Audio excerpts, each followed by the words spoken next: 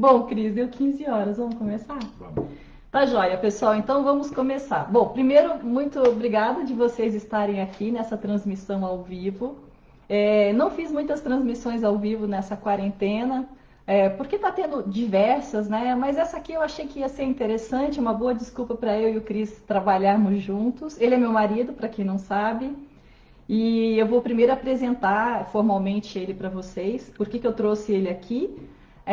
O Cristiano é formado em psicologia, não, quer dizer, ele é psicólogo, né? Então, formado e é psicólogo, né?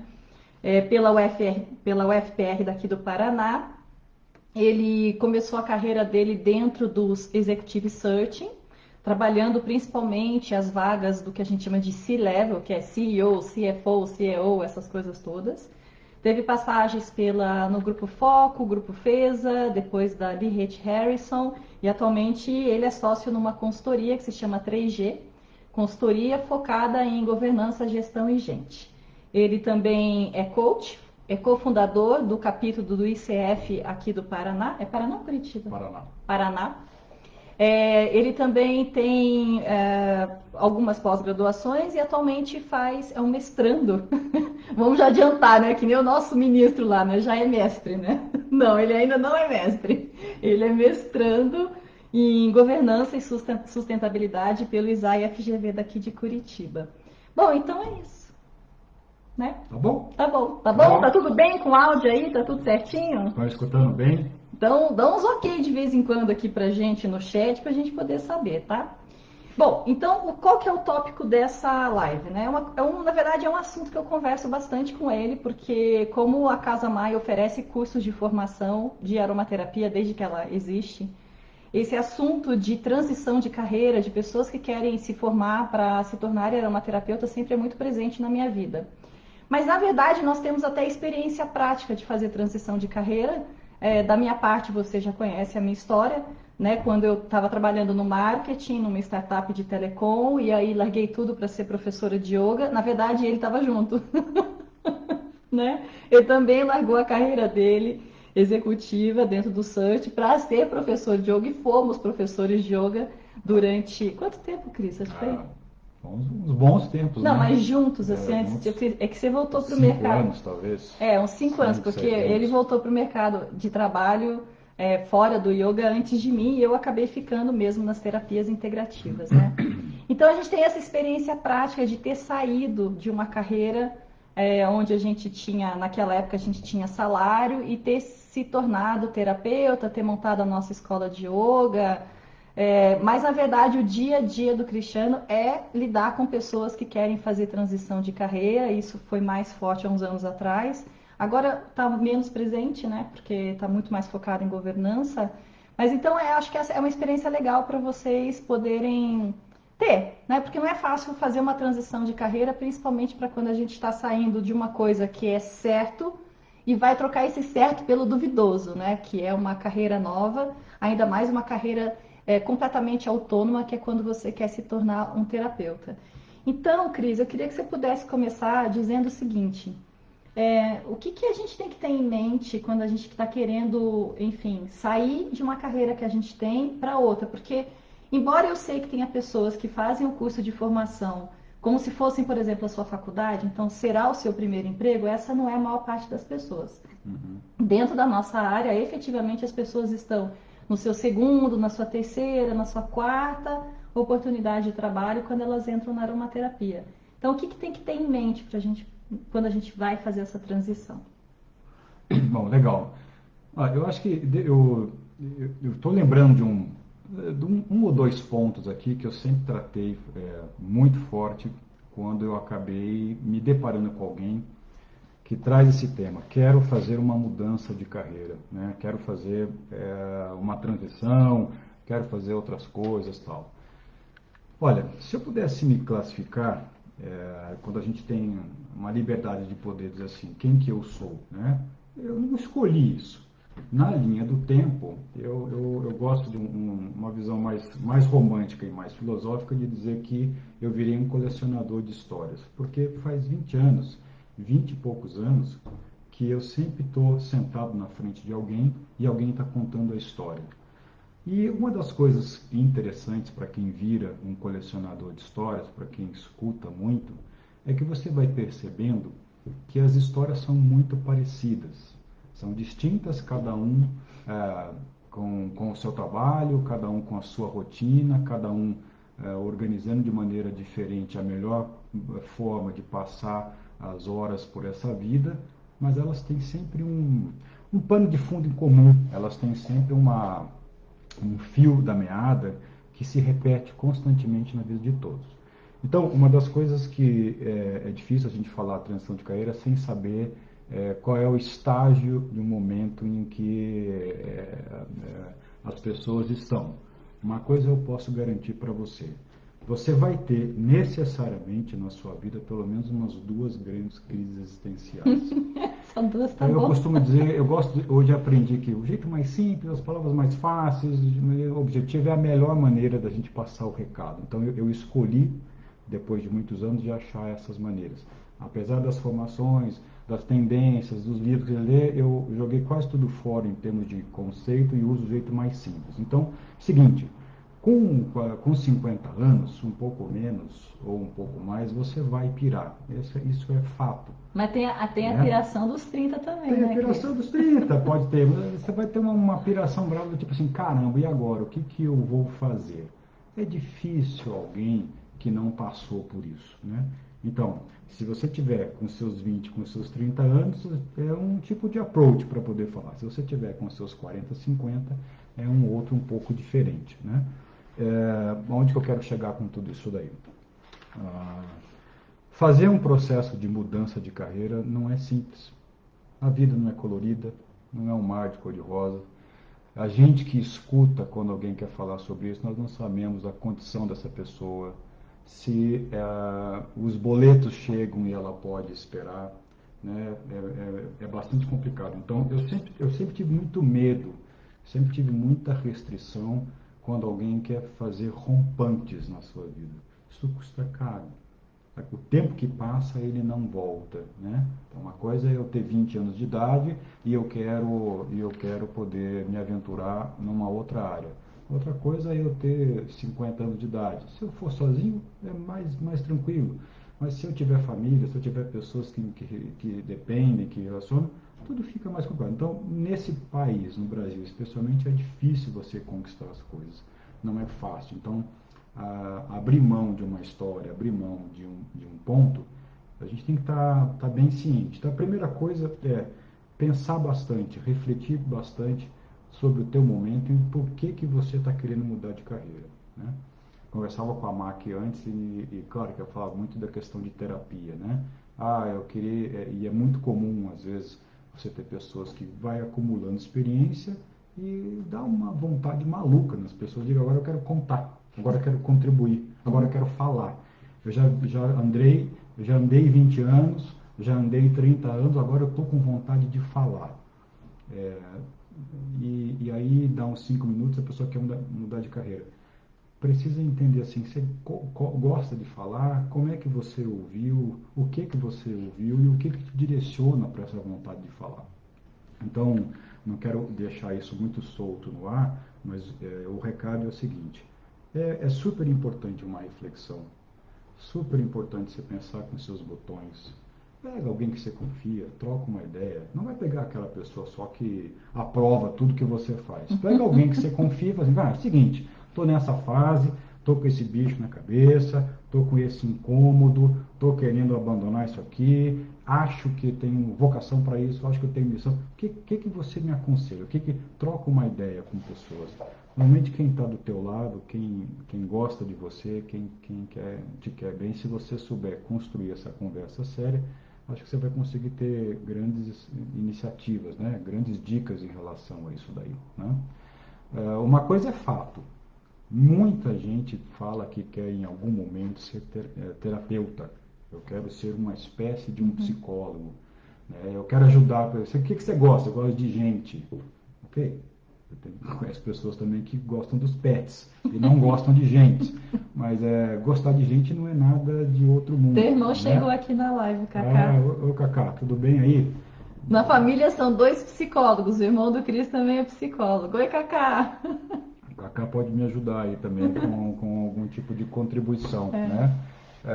Então, é muito particular essa vontade de você querer ajudar o outro, né? Eu gosto de gente, eu tenho vocação para escutar as pessoas, tenho vocação para poder direcionar, eu tenho vocação para ajudar na escolha, eu tenho vocação para ser mentor, eu tenho vocação para ser coach, eu tenho vocação para ser consultor. É, como a gente, quando passa a linha do tempo, é super importante tirar uns minutinhos. Então, passo para a transição de carreira.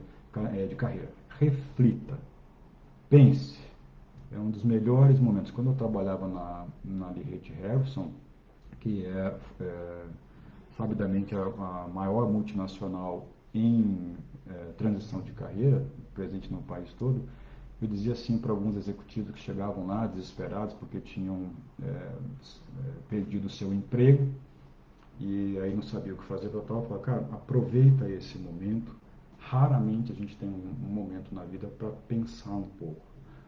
Então, as próximas semanas que você vai dedicar para isso, aprofunda, conversa, coloca na mesa, desenha, coloca lá quais são os meus pontos positivos, meus pontos negativos, dá uma olhada no cenário que você se encontra, olha para as suas finanças, olha para as suas contas, sempre entenda que é difícil conquistar as coisas, um pouco de grounding, um pouco de maturidade, um pouco de exercício de raciocínio, para você saber, cara, eu tenho essas competências, acho que tenho essa missão, acho que tenho essa vocação, aí sim você consegue com um pouco mais de assertividade mudar. Deixa eu contar uma coisa para vocês. Até mais ou menos 2000 e... acho que foi...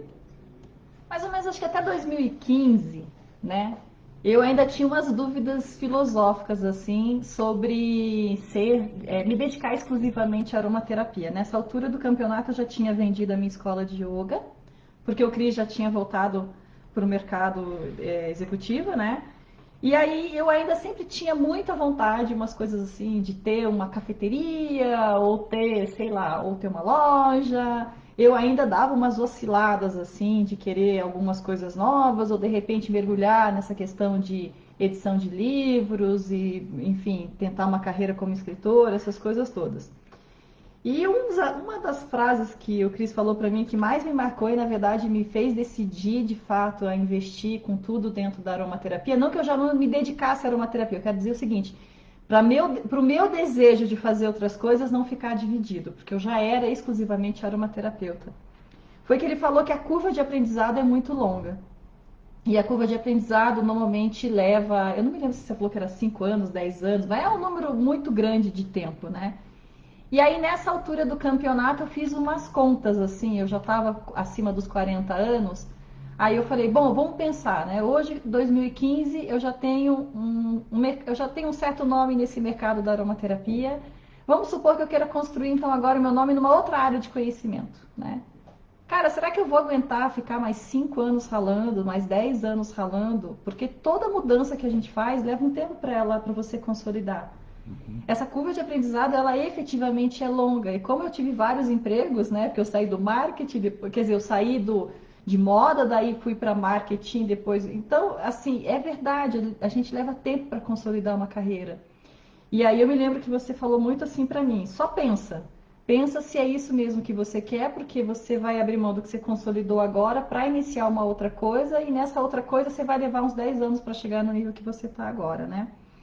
E claro que quando a gente vai fazer uma transição de carreira, tendo uma estabilidade financeira que vem do emprego, você fazer uma mudança brusca, porque você está sacudo, né? Você não aguenta mais aquele emprego, enfim, você não consegue ver seus filhos, o filho fica doente, aí você tem que correr, sair do trabalho, aí o chefe fica bicudo, que você tem que levar no hospital, aí você não dorme bem. Então você vai ficando num estado de irritação tão grande o estilo de vida que você leva, que a tendência nossa é querer jogar tudo pro ar e realmente começar do zero, assim, né, como se não houvesse nenhum tipo de consequência. Foi mais ou menos o que a gente fez, né? Foi. Só que a gente ainda não tinha filho. A gente fez isso, a gente acordou num dia e falou assim, chega. E aí foi no dia do meu aniversário, inclusive, que eu pedi demissão, o Cristiano tinha pedido demissão na semana anterior. E a gente brinca que a gente foi plantar coco, né, no Nordeste. Na verdade, não, a gente comprou uma escola de yoga em Londrina. Mas a gente não tinha filhos. Hoje seria muito mais difícil, porque agora não é, a gente precisa trabalhar numa área que nos dê o sustento necessário, porque, enfim, as crianças estão na escola e tem faculdade pela frente, não são nem mais crianças mais agora, né? Já são adolescentes. Então, essa questão do dinheiro, Cris, porque assim, quando você já tem um trabalho, não é melhor ir carregando a aromaterapia como um lado B e fazer uma reserva financeira que te dê liquidez? Porque eu fico imaginando assim, agora nessa época da pandemia, muita gente perdeu o emprego, infelizmente. E outros viram seus rendimentos caírem por terra. Imagine se alguém estava fazendo uma transição de carreira agora. Tipo, ferrou, né? Uhum. Como é que você coloca na balança o teu saco cheio, o absurdo com o emprego que você tem e o teu desejo animal de querer ser assim uma coisa diferente e o dinheiro nisso tudo? Como é que é essa equação? Eu acho que você nunca deve, obviamente, matar o seu desejo, né?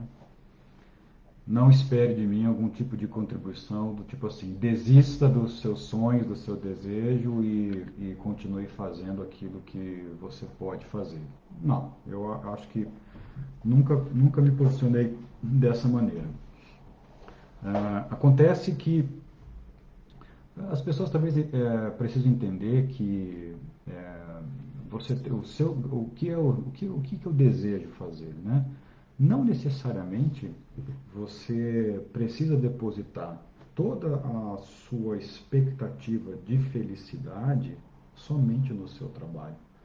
O trabalho é uma parte extremamente importante, que ocupa a maior parte do nosso tempo, mas ela não é a única coisa que acontece na vida, né? Então, como as pessoas trabalham 8 horas, 10 horas, 12 horas, 14 horas, 16 horas, tem aquelas pessoas que trabalham, dormem e trabalham, né? Então, ocupa uma parte grande do nosso tempo, sem sombra de dúvida. Então, a gente quer achar alguma coisa que, pelo menos durante essa boa parte, você também tem um nível de satisfação, você tem um nível de prazer, você tem um nível de levantar da cama e ir arrastando corrente todo dia para o trabalho é horroroso, né? Então, é claro que jamais eu disse para alguém assim, olha, mate os seus sonhos, esqueça. Não, nada disso. Mantenha tudo isso vivo, né? É apenas uma questão de você poder saber qual é o momento, não momento como agora, né, de pandemia, que os empregos e as oportunidades estão muito em baixa, que a gente olha para a nossa conta bancária e a gente vê que tem muito mais saída do que entrada, etc. Eu acho que não é o melhor momento para ter iniciativas, coisas novas, né? Aquilo que você quer hoje, e se você já refletiu o que você quer hoje, essa vontade não vai morrer daqui a 2 meses ou daqui a um ano. Ela Dá para esperar. continua. Simplesmente você estica um pouquinho a linha do tempo e não desiste disso, mas programa a melhor maneira de colocar energia nisso, né? Então, como eu disse, assim, cada um tem que olhar assim, o que está urgente, né? Eu estou no modo de sobrevivência. Se eu estou no modo de sobrevivência, não pense em nada diferente agora. Use a competência que você já tem, use os skills que você já tem, faz o que você sabe fazer, etc. Se você não está nesse modo de sobrevivência e você pode, nesse momento, arriscar alguma coisa nova, por que não?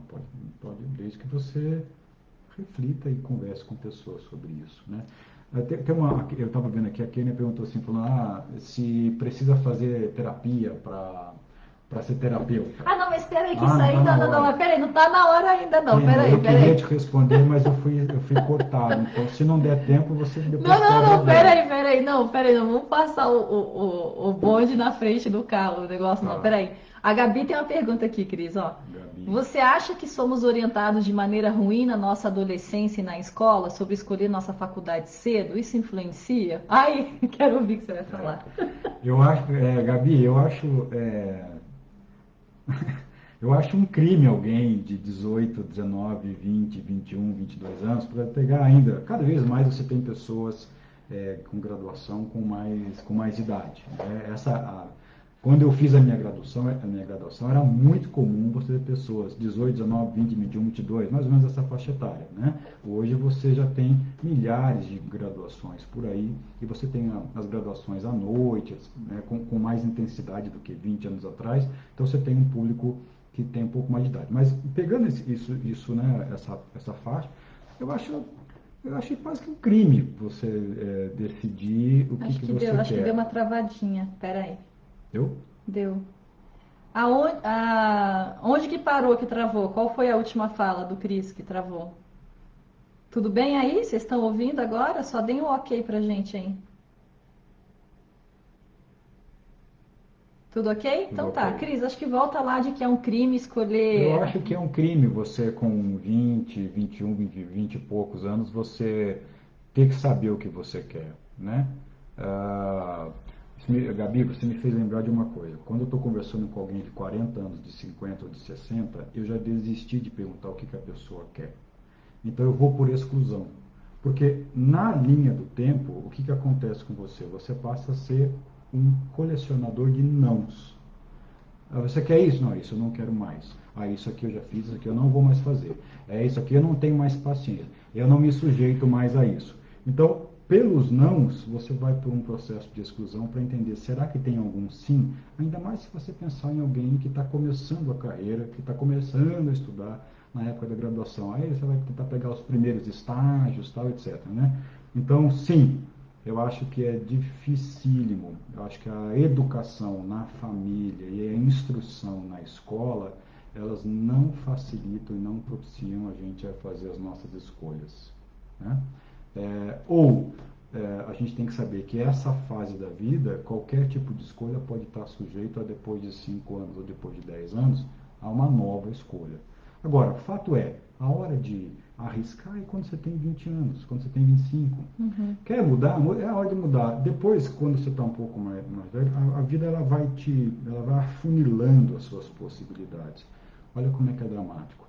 Uma pessoa de 50 anos, eu falo isso com propriedade porque eu estou no mundo corporativo o tempo todo. Uma pessoa de 50 anos que perde o seu emprego, vamos imaginar assim, ela é um financeiro, começou a trabalhar com seus 20, 25, sei lá, 30 anos, então ela vem colecionando 10 anos, 15 anos, 20 anos como financeiro. Ela não consegue achar um outro tipo de emprego para agora eu quero ser uma pessoa de marketing, agora eu quero ser uma pessoa da área de operações. Ela não consegue mais isso. Quanto mais passa o tempo, mais você é rotulado naquele conjunto de competências que você vem navegando durante os anos. Então, enquanto você está no estágio, sou estagiário, sou trainee, estou nos primeiros anos, a hora de experimentar é a facilidade, depois a vida não te deixa mais. E, infelizmente, a gente é obrigado a escolher. Então, Gabi, escolha. Não deu alguma coisa, se você está nessa faixa etária, escolha de novo, escolha de novo. Daqui a 10 anos ou daqui a 20 anos, você vai ter muito mais dificuldade de fazer escolhas. Respondido, Gabi? A mãe dela tá vendo junto, mas a Ana é super cabeça. Ó, a Luciana tá fazendo uma pergunta aqui. Como levar a aromaterapia como plano B para ir fazendo a transição suavemente? Ou seja, se eu trabalho 8 horas por dia, como fazer isso? Dar aulas à noite, atender nos finais de semana? Pode me esclarecer melhor sobre isso? Luciana, a vontade de brincar com você assim, diminua as suas horas de sono. Para que você vai dormir tanto assim, né? Deixa eu, Ai, que sacanagem. mas deixa eu falar sério, Essa pergunta é bem legal, sabe por quê? Eu tive um insight, estou falando aí de uns 10 anos atrás, tá? De que em algum momento, como é que eu vou dizer isso para vocês? Em algum momento, uma cadeira só ela não vai ser mais suficiente. Talvez a gente não Como tenha, assim? Não entendi, cadeira. talvez a gente não tenha disponibilidade de dedicar tempo para uma cadeira. Vou explicar. Eu sou empregado de uma empresa. Eu tenho o meu próprio negócio, meu próprio pet shop, minha própria loja de fazer bolos, etc. Eu tenho a minha revenda de óleos, sei lá. O mercado vem ficando muito competitivo, muito seletivo. As barreiras para que você possa entrar no segmento são cada vez maiores, né? Então, uma vez eu aprendi o seguinte, que a gente tem que tentar fazer um plano onde você possa sentar em 2 ou 3 ou 4 cadeiras ao mesmo tempo. Ó, um exemplo bem rápido que você vai entender. Deixa eu só aqui, ó. Dormir é superestimado. Tá vendo? Eu vou dar um exemplo bem rápido que você vai entender. Agora a gente não está podendo ir mais no shopping, né? Mas a época que a gente ia no shopping normalmente, ali atrás. Você vai no shopping quarta-feira, 11 horas da manhã, está cheio de vendedor, ou estava cheio de vendedor e não tem cliente.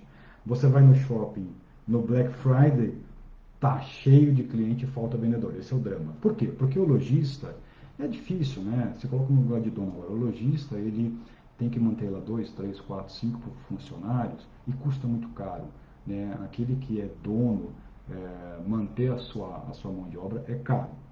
Então, o que ele faz? Ele contrata as pessoas, pagando mal, ele paga o menos possível, porque senão a conta não fecha.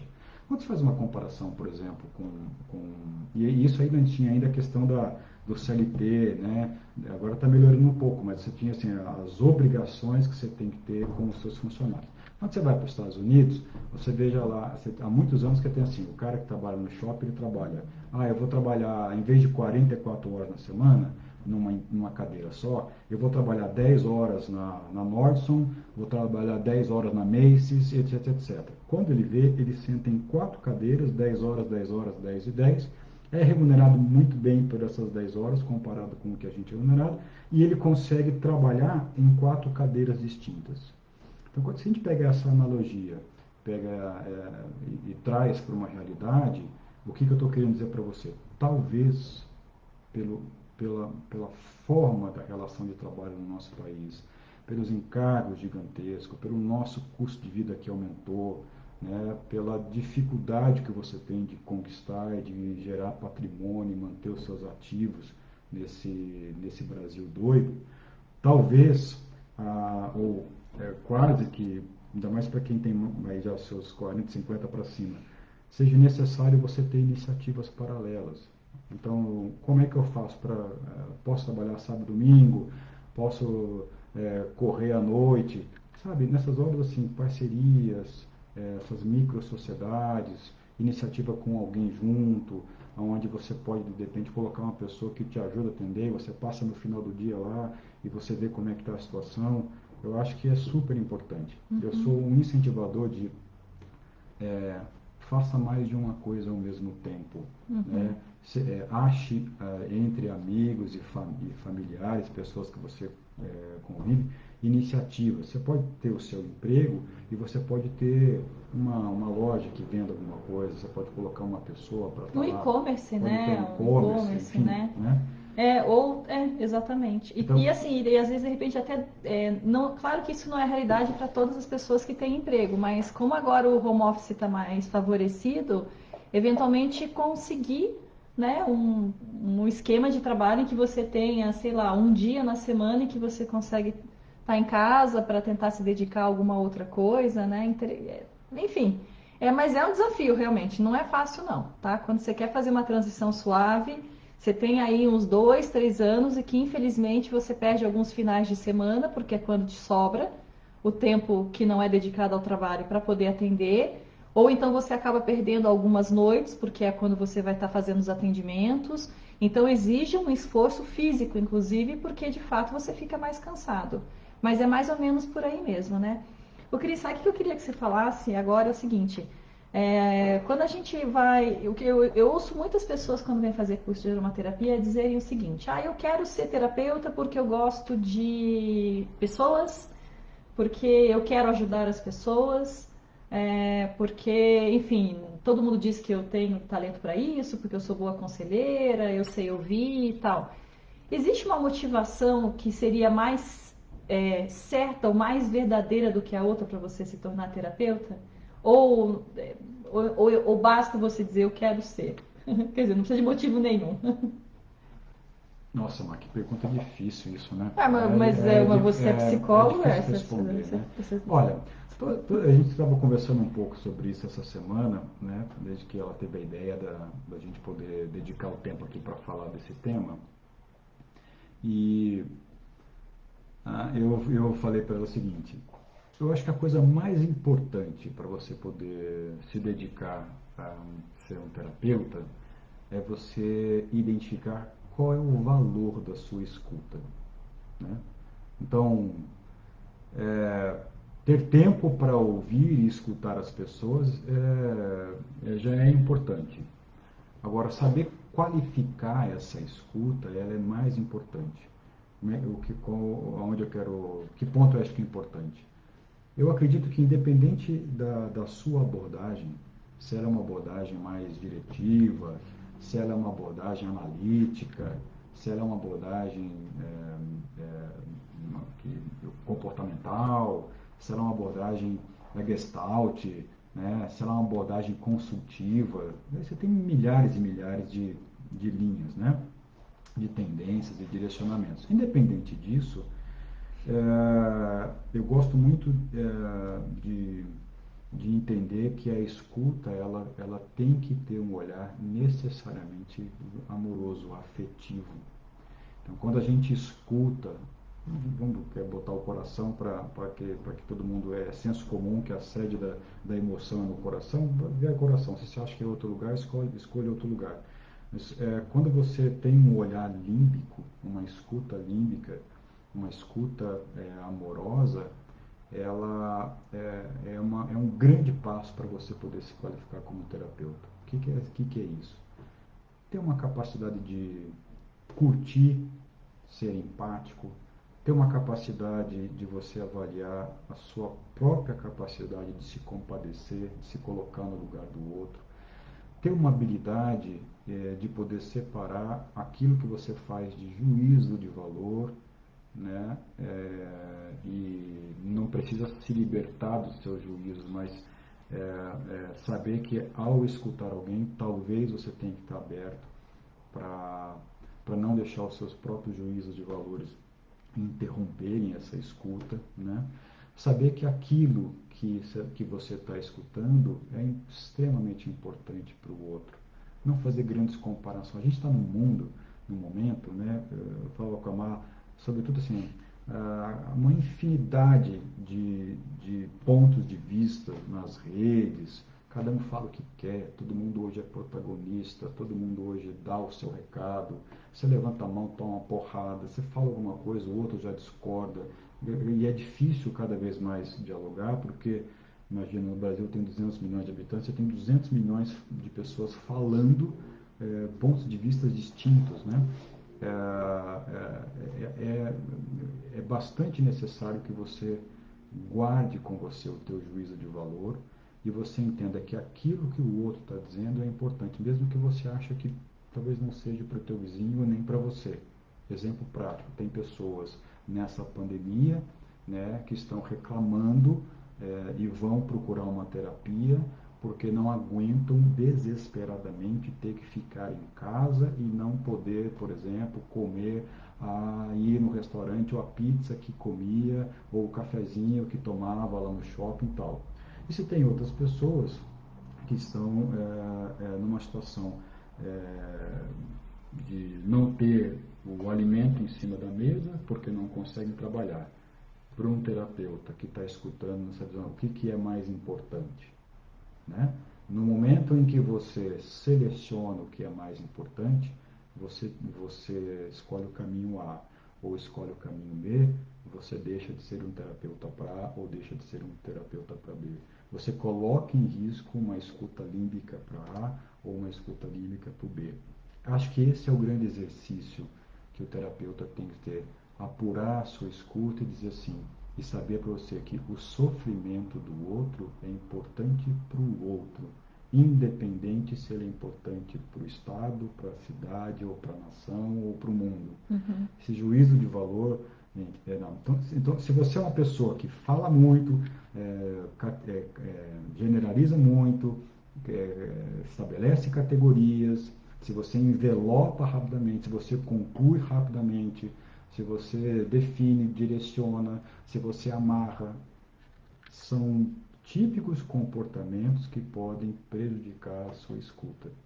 Ô Cris, e você acha que... Bom, eu sei o que você acha, eu estou te perguntando. Isso é treino? Dá para treinar nisso ou é uma habilidade que você tem que nascer com ela? Porque qual que é a realidade hoje, né, Cris? Para você poder fazer uma faculdade de psicologia, você efetivamente tem que fazer uma faculdade de psicologia. E às vezes não é a realidade de uma pessoa que, enfim, já tem a sua atividade profissional, enfim, não tem mais nem tempo nem dinheiro para fazer uma faculdade. Uhum. Então, hoje eu sei que o coach, as formações livres em coach acabam ajudando bastante nesse treino que as pessoas têm que ter. Mas você acha que dá para treinar isso sem uma educação formal para essa escuta límbica, ativa? Hoje a gente vai buscar essa Onde é que vai formação, buscar, né? né? Eu acho que É, era essa a pergunta da Letícia, né, Letícia? Não sei. Não, acho que é da Luciana, não sei. onde é que busca? É difícil isso. A faculdade de psicologia, ela treina você para isso, sem sombra de dúvida. É. Os textos que você lê, os exemplos que você estuda, eles treinam para isso, né? E você tem uma série de outros professores, uma série de outras pessoas que fazem e atendem, que vão te direcionando. Acho que aquela pergunta da Kenny que eu vou voltar lá, que você não me deixou Ai, responder desculpa. naquela hora, ela diz assim, é importante fazer terapia para que você possa atender? Cara, é extremamente importante. O, o, tem linhas terapêuticas que não gostam de falar de inconsciente, né? Entenda no senso comum, tá? Tá, brincadeira assim, o nosso inconsciente está a um palmo do nosso nariz. Todo mundo vê, menos a gente. Isso é fato. Então eu estou falando aqui, vocês já conhecem a Maíra. Alguns aí, pelo que eu vi, já vi também, mas a maioria não me conhece. Você vai tirar uma percepção de quem é o Cris. Já, então, sabe quando você está do lado de uma pessoa que você nunca viu? Eu falei, nossa, puta, adorei essa pessoa, vou contar. Puta, não fui com a cara dessa pessoa. Parece que é meio que, né, vem um feeling, um instinto, uma percepção. A gente sente, a gente consegue sentir a presença do outro, a energia do outro, o inconsciente do outro, né? Só que a gente mesmo não enxerga. E nós precisamos de alguém para colocar o espelho. Então, qual é o melhor exercício, qual é o melhor treino para escuta? Espelho. É importante que alguém diga para você pelo que você chora, pelo que você clama, pelo que você sofre. Por quê? Cuidar do outro ou dar atenção, uma escuta amorosa para o outro, quanto mais você faz isso, mais você vai perceber que os problemas, entre aspas, do outro são iguais ao seu. Às vezes se traduz na impossibilidade de comer a pizza e às vezes se traduz na impossibilidade de ter o alimento em cima da mesa. Mas numa essência, entendo bem o que eu estou falando, porque depois de falar essas coisas, a pessoa lasca o pau na gente. Não, Né? mas ninguém vai lascar o pau. Numa essência, numa motivação interna, é muito parecido uma necessidade com a outra. Né? Então, o melhor treino para atender alguém é ser atendido.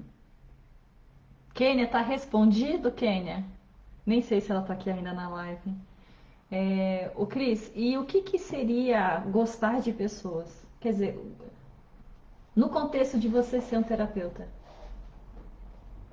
O que significa? O que que significa? Quando a pessoa fala assim, eu gosto de pessoas, então eu quero ser terapeuta. Como é que você lê isso? Sabe que eu tô te perguntando isso? Porque eu escrevi um texto no Pergunta para Mai, acho que há 2 semanas atrás, que eu falei assim, que gostar de gente não é suficiente.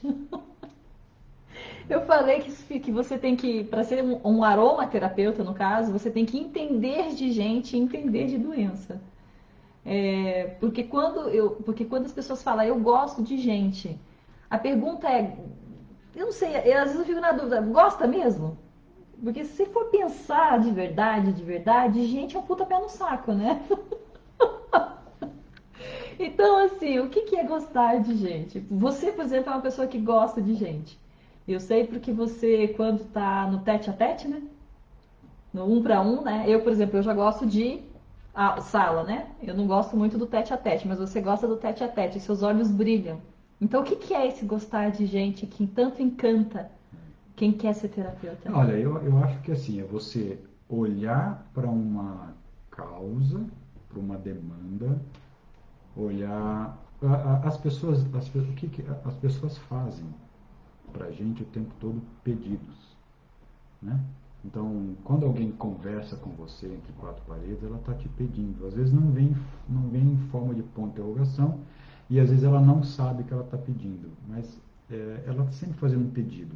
Então, o gostar de gente, pressupondo essa escuta límbica e essa capacidade de se colocar no lugar do outro, preservando os seus juízos de valor, ele está muito relacionado a você se conectar com a história do outro,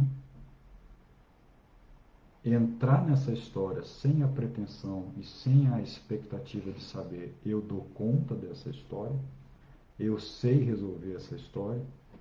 A terapia, e entendo bem o que eu vou falar agora também, a gente pode depois discutir isso numa outra ocasião, ela é um ambiente extremamente seguro. E ela é um ambiente que, a forma como eu enxergo, tem uma capacidade de prejudicar muito baixa. O que é isso? Se eu estou com essa escuta, se eu estou observando e eu adoto uma linha de raciocínio mediante uma demanda que está vindo, daqui a pouco eu sinto que eu fui errado, que eu perguntei alguma coisa errada, eu volto para trás, aí vou para um outro caminho. Então, eu terapeuta, né? Eu qualquer um terapeuta, como eu terapeuta, tô com a predisposto para me colocar no lugar nessa história e tô predisposto para não ter a pretensão de saber que eu sei resolver os pontos de atenção dessa história, eu construo junto.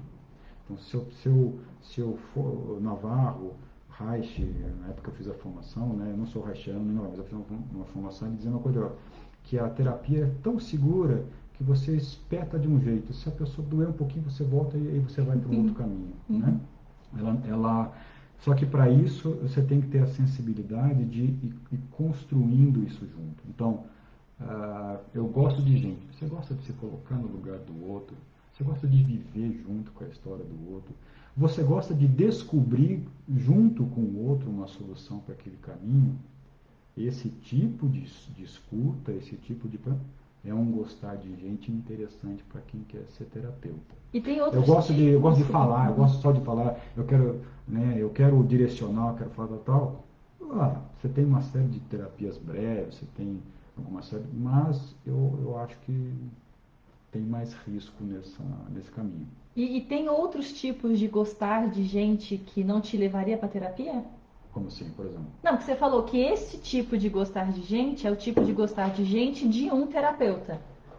Tem outras profissões que poderiam atender alguém que gosta de gente, mas a pessoa não tem esse tipo de gostar de gente que a levaria para terapia? Tem várias, né? Você tem consultores para tudo quanto é lado. Não queria usar o nome coach, porque o coach é extremamente banalizado.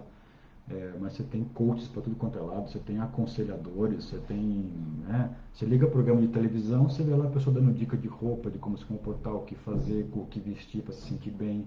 Tem gente do que trabalha físico, que vai te dar um up na energia. Você tem uma série de profissionais, né? Desde fazer exercício, como comer saudável, comer de maneira que saudável, assim, que tenha mais energia para o teu corpo, como é que se veste de um jeito em que você vai se sentir bem e o outro também. Tem milhares de aconselhadores, né? Uhum. E Mas não necessariamente não necessariamente. são terapeutas nesse sentido. Então, e aonde que estaria então a grande diferença entre esses, entre aspas, aconselhadores e um terapeuta? Na tua visão. Enquanto você pensa, deixa eu ver se tem alguma pergunta aqui. Não, pergunta, o povo não está perguntando, não. O povo só está dizendo que é isso mesmo, que concorda, que não sei o quê. Se discordar, pode discordar também. É só um ponto de vista, né? Repete aí, deixa eu ver se eu entendi. Não, a pergunta que eu fiz é o seguinte: qual que seria então assim, várias profissões dependem de você gostar de gente, tá? Mas o que diferencia então, por exemplo, um desses conselheiros, coaches, treinadores, enfim, professores que gostam de gente, o que tem de diferente entre o gostar de gente deles e o gostar de gente do terapeuta? Entendeu? Entendi. Eu acho que talvez, não estou seguro que eu vou te responder agora, mas talvez a dose de sofrimento do outro, o pedido do outro. Então, quando você vai buscar uma ajuda para um terapeuta, alguém da saúde, pressupõe que você está sofrendo. Ninguém vai para uma terapia só para... Cara, não tem problema nenhum. Me lembrou a minha avó, que faleceu agora há pouco. Uma velhinha espiritada, cheia de energia, tal. O Cacá que deve estar ouvindo isso, ele pode Não, teu irmão saiu, disse que ele então, foi até depois, atender. ele pode testemunhar. Aí o meu avô não aguentava, como é que uma velha de 80 anos pilhada, tal. Falava, vai fazer uma terapia para você se acalmar, etc, tal. Aí foi levar ela para terapia. Aí disse que ela sentou na frente do psicólogo, eu nem sei qual linha foi, ficou quieta, não falou nada. Passa 1 minuto, 5 minutos, e quieta para ver minha avó quieta, aconteceu alguma coisa com ela, né? Aí passa, sei lá, pelas tantas, o psicólogo falou assim para ela, escuta, você não vai falar nada? Aí ela falou assim, eu estou pagando, fala você. Pô, além de pagar, eu tenho que falar, me diz o que você está me dizendo. Então, eu sempre lembro dessa história, né? Porque pressupõe que a pessoa tem um sofrimento. Você não vai sentar na frente de um terapeuta se você não tem o que reclamar ou o que pedir. Não. Então, os coaches, as pessoas que são aconselhadoras, os conselheiros, os consultores, eles podem ajudar você a melhorar uma série de coisas, a melhorar comportamentos, a melhorar competência, a melhorar performance, a melhorar... Não necessariamente você esteja num grau de sofrimento igual a uma questão mais... Não queria falar que é mais importante ou mais interna. Mas que o pessoal entendeu. Dá para entender. Um sofrimento, né? Mais importante, né? Eu acho que é isso. Não sei. Ô, Cris, deixa eu te falar uma coisa. Ó. Quando a gente está... a aromaterapia, ela não é uma ferramenta de diagnóstico, né? Ela precisa estar ancorada em uma racionalidade médica para ela poder saber o que fazer. Então, o aromaterapeuta, ele trabalha em cima de um problema que já foi diagnosticado. Só que o que acontece é que dentro da aromaterapia a gente tem a parte da psicoaromaterapia em que as pessoas trazem para nós propriamente o conteúdo emocional dela, a afetividade. Ela não está lá para tratar uma micose ou para tratar um problema de pele. Claro que por trás desses problemas físicos existe um ser humano em sofrimento, eventualmente. Mas não é o foco, né? Mas na psicoaromaterapia é exatamente o foco, esses conteúdos emocionais que a pessoa traz para a gente. E uma coisa que eu percebo é que a dificuldade de você fazer um atendimento em psicoaromaterapia, não estou falando assim de você dar uma lavanda para a pessoa ficar mais calma, ou dar uma laranja para ela ficar mais alegrinha, que isso para mim não é psicoaromaterapia, isso para mim é fragrância funcional, aromacologia. Eu estou falando quando a pessoa vem com uma questão realmente a ser trabalhada. Então, o difícil é porque a gente precisa olhar para esse ser humano de acordo com um ponto de vista. Tem que colocar ele, o que eu falo, em cima de um frame, ou melhor, emoldurado, né? Em numa moldura, emoldurado num frame. Porque do contrário, a gente fica muito pobre em ferramentas para poder lidar com esse conteúdo emocional que a pessoa está trazendo. Pensando assim, nas todas as terapias aí que você já experimentou, seja como a pessoa que está fazendo a terapia, seja como a pessoa que está recebendo a terapia, o que é acessível para as pessoas que estão no processo de formação de terapeutas irem buscar como uma ferramenta que propicie que elas coloquem aquele conteúdo que vem da pessoa dentro de um contexto que faça sentido? Sabe, um frame condutor para a terapia? Por exemplo, tem PNL. PNL é uma coisa que daria para aprender, o próprio coach, ou vou fazer, sei lá, de repente uma formação, uma terapia haitiana, vou fazer uma psicanálise. É claro que para atender como psicanalista você precisa ser psicólogo, né? Uhum.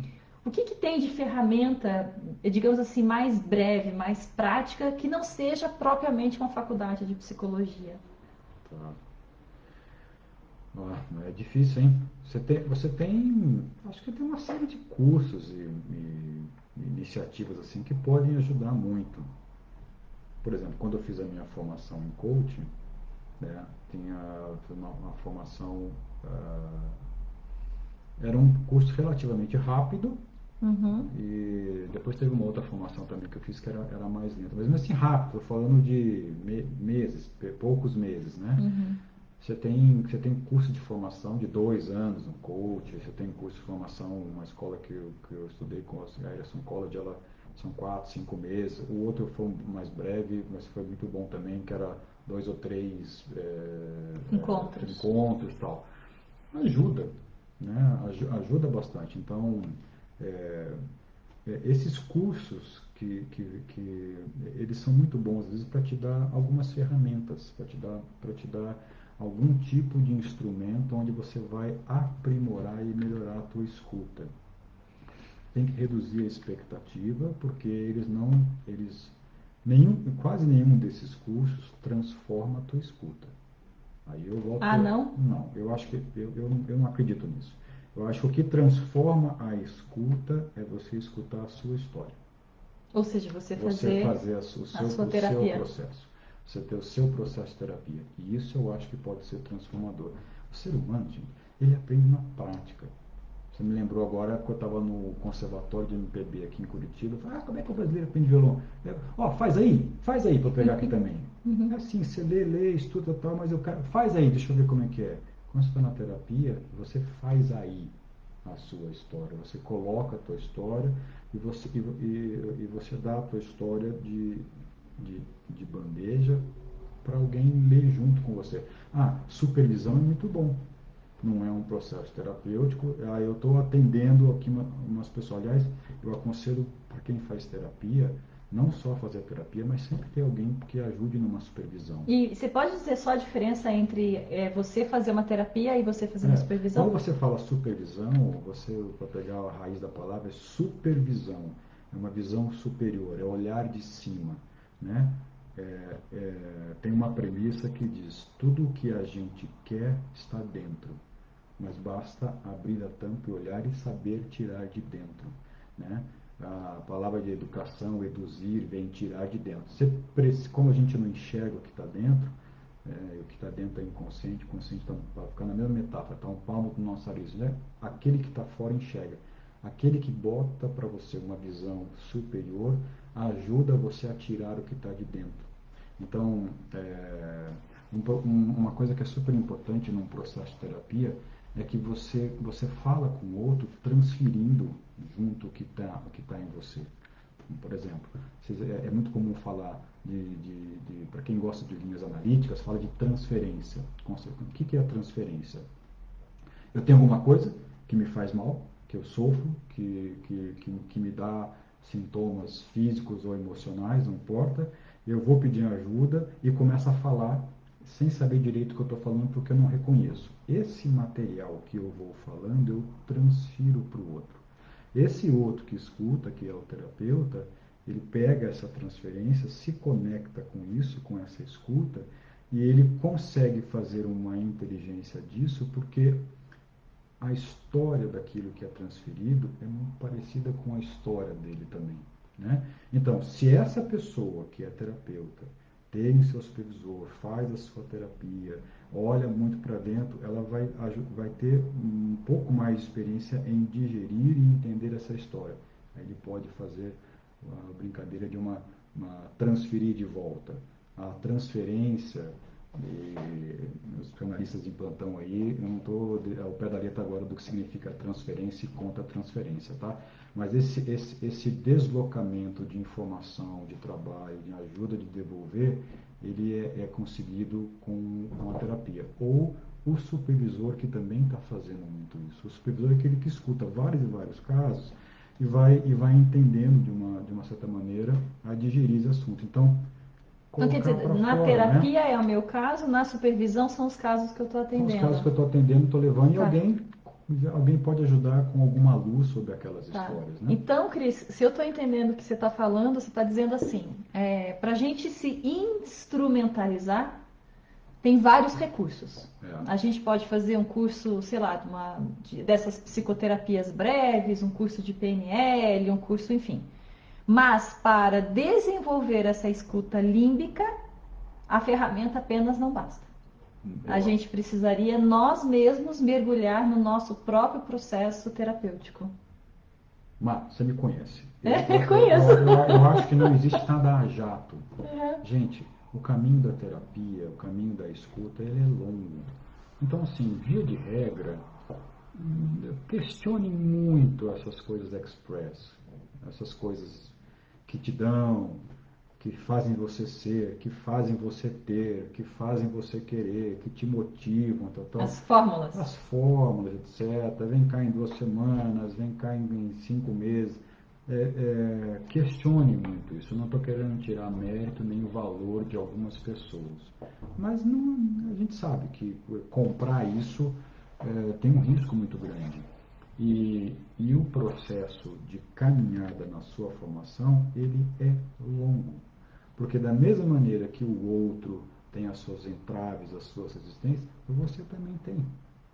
Então, o tempo de quebrar, o tempo de tomar contato, quebrar as resistências, o tempo de tomar contato com os seus demônios internos, com os seus conteúdos, é muito parecido com o outro. Então, você não faz da noite para o dia. O treino, é a repetição, é a história. Por que você vai no médico, até o médico, um psicólogo de 1 ano de formado, o outro tem 10 anos? O que você fala? O que você pensa inicialmente? Estou fazendo agora um juízo de valor, tá? O que você pensa? Pois aquele cara de 10 anos, pode ser que ele tenha mais tempo, não é garantia, tá certo? Mas pode ser que ele tenha mais tempo, mais história que ele colecionou. Deve ter tomado contato com um número de casos maior. Pode ser que ele seja alguém que já escutou bastante coisa. Eu vou querer esse cara. Ô Cris, então como assim leva um tempo para a gente desenvolver essa escuta límbica e ao mesmo tempo leva um tempo para a gente adquirir vários tipos de ferramentas? Vamos supor, eu sou um terapeuta, algum tipo de ferramenta eu tenho, senão eu nem começaria a atender. Para a gente poder compensar essa falta que o tempo de experiência nos traz, a dica seria então, se você vai começar a atender e a tua escuta límbica ainda não está desenvolvida, e isso também é um processo para uma vida inteira, faça uma supervisão. Faça uma supervisão. Faça uma supervisão. Outro insight que eu tive aqui você falando, veja aí se vocês concordam comigo, turma. A gente tem dentro da aromaterapia muitos cursos que são vivenciais, né? Então tem cursos, principalmente dos professores e professoras no Brasil que trabalham cursos de psicoaromaterapia, e são cursos longos, né? Que a pessoa fica com essa professora durante 1 ano. São cursos muito transformadores, porque aprender é entrar no próprio processo terapêutico. Mais ou menos quando a gente fazia yoga, né? Que a gente estava se formando no yoga e cada aula do curso de formação era uma bomba, né? Esses cursos, então, vivenciais, talvez eles sejam também importantes na formação de um aromaterapeuta, né? Mas aí tem um ponto bem importante, que eu gosto desse ponto. Na verdade, para mim, ele é imprescindível, né? Dar uma choradinha gostosa e abraçar o outro é bom. Sempre é bom. Né? Então, você fala, vou pegar um final de semana, e a gente vai, se emociona, né? Qualquer tipo de método catártico, qualquer tipo de coisa agradável, é sempre bom, né? Ajuda a gente a estar em equilíbrio. Aliás, equilíbrio, eu gosto muito da noção de equilíbrio, que não é aquele que chora demais é um chorão, aquele que ri demais é um bobo alegre. Equilíbrio não é estar nem numa ponta nem outra, é chorar e rir, é trabalhar e descansar, né? Ou seja, o viver nas pontas, fluindo, é equilíbrio. Morar em uma das pontas, não, aí você está desequilibrado, né? Então você dizia que ir para o final de semana num curso, deixa aqui assim, ó, que ir no final de semana num curso tal era uma coisa interessante, né? Que você chorava, tinha um processo catártico, mas... Eu acho que então, você ter esse tipo de vivência é bom, porque faz com que você tome contato com as suas emoções, faz com que você sinta as emoções. Uma das coisas que eu acho que é fundamental para que você só não sinta e para que você possa também aproveitar essa emoção e canalizar para um caminho terapêutico, vai aparecer o teto, um caminho terapêutico. Não, tô pegando aqui, ó. Tá aí, tá ali. Você vai aproveitar um caminho terapêutico, você precisa ter uma etapa analítica. Você precisa usar o recurso da linguagem. Você precisa Elaborar. Então, só viver a emoção é bom, mas para ajudar alguém e ajudar que aquela pessoa que também está se emocionando saiba entender, você tem que virar uma espécie de um decodificador disso. Tem que fazer uso da linguagem. sabe? Então, quando você se conecta com a emoção do outro e vocês se emocionam junto, é legal. Mas o risco de você não instrumentalizar o outro para que o outro possa lidar melhor com o sofrimento, ele é grande. Interessante isso. O Cris, tem uma pergunta da Gilda aqui que ela quer saber, é uma sigla, eu nunca ouvi falar. EMDR, sabe o que é? Não. Ô Gilda, a gente não sabe o que que é essa sigla aí, conta pra gente o que que é, que eu não sei o que que é. Bom, então, esperando ela responder pra gente, então o que você disse é que esses cursos vivenciais são interessantes como um processo, mas que para a gente se apropriar dessa vivência, para usar isso como uma habilidade nossa de ser terapeuta, algo precisa acontecer durante esse final de semana para que a gente se elabore o conteúdo e isso de fato se transforme num tipo de estratégia para ser utilizada depois. É isso? É. Você Maravilha. tem que ter um significante. Uhum. Aquele significante, ele tem que ter um significado. Senão, é difícil você levar isso para frente com o outro. Uhum. Tá, entendi. Deixa eu ver se o povo trouxe aqui Ô Gilda, qual que é? Eu não sei que sigla que é essa, mulher. Ah, colocou recordar, repetir e elaborar. Não sei se é isso, não. É EMDR, é isso aí? Recordar, repetir, elaborar, é EMDR? É que pra mim EMDR para mim pareceu o nome de um tipo de terapia. Não sei se é isso mesmo, né? Bom, turma, ali, dessensibilização e reprocessamento por movimentos oculares, também conhecido pelo acrônimo de origem anglófona, Eye Movement Desensitization and Reprocessing.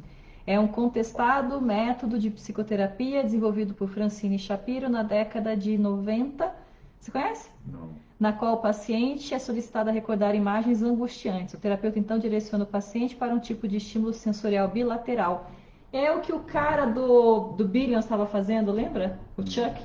Aquela hora que ele tinha aquela. Bom, você não conhece, né? Não. Ele não conhece, Gilda, Eu então.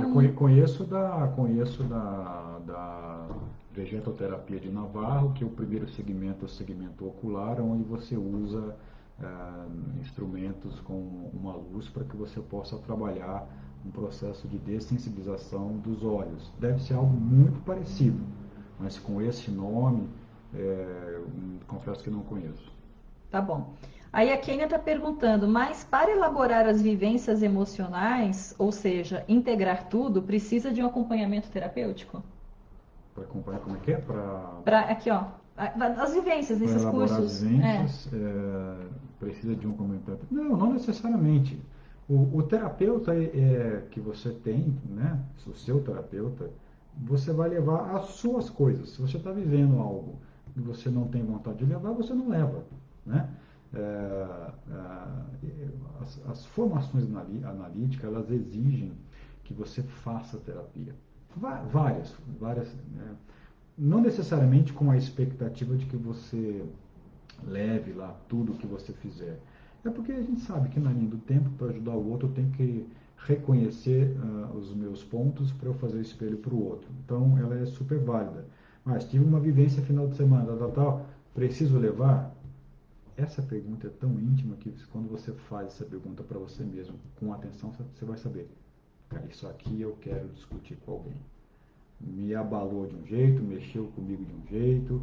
Isso aqui, quem nunca teve um momento, né, seja num final de semana, num evento, ou escutando alguém que te disse alguma coisa, caramba, esse negocinho aqui me persegue há algum tempo.